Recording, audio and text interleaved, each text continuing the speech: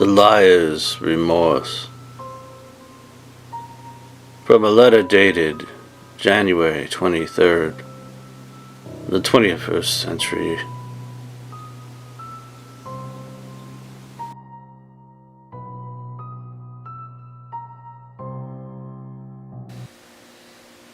But you always say that, George. If it bothers you so much, you need to open up and talk instead of holding it all in. I don't know if that's a good idea, Amanda. You'll probably run for the hills if I do. Oh, honey, she said, don't you know that you can trust me? I'm not like all those other girls you meet out there. I told you that before. I'm not gonna hurt you. You're not gonna hurt me, I said. But what happened is horrifying. Very terrible. I don't think so, I said. She clenched my hands. You said you and her were going to marry. What went wrong?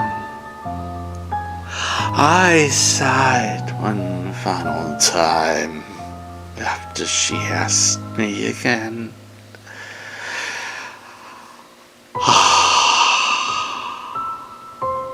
Visions of the past, yes, they formed in my head. I closed my eyes to get a better glimpse of them. Colorful forms arose. Fantastic feelings I'm about to see. Long lost places took shape. I saw a church and a copper sculpture.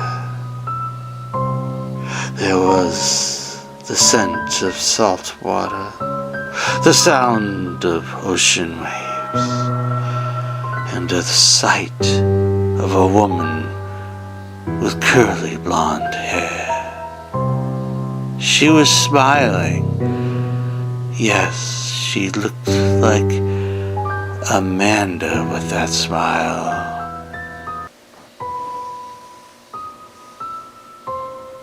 An unlikely coincidence. Tears boiled in my eyes. They rose in a foamy broth until one broke free from the lid and dripped over the edge of the hairy ledge.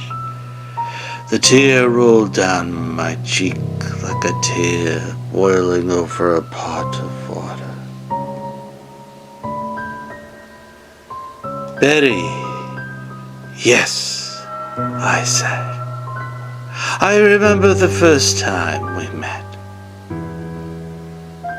I had just left the bookstore.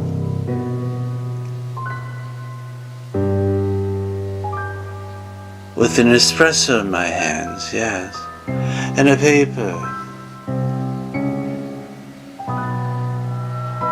I remember we took a table near the Ferris wheel at Santa Monica Pier. I caught her attention because I was alone. Betty and I, we were on the pier in the middle of the year.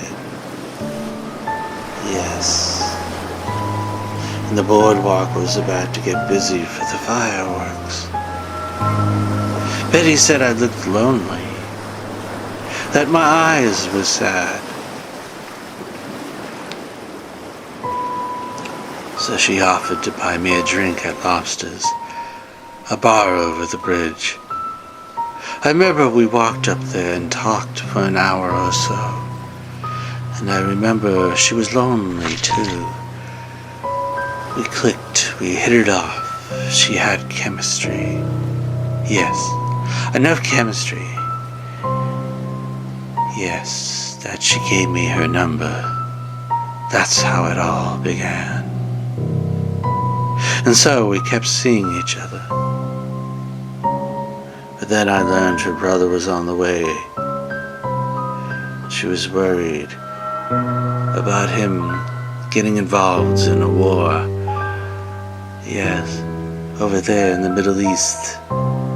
He was on the way to the military deployment.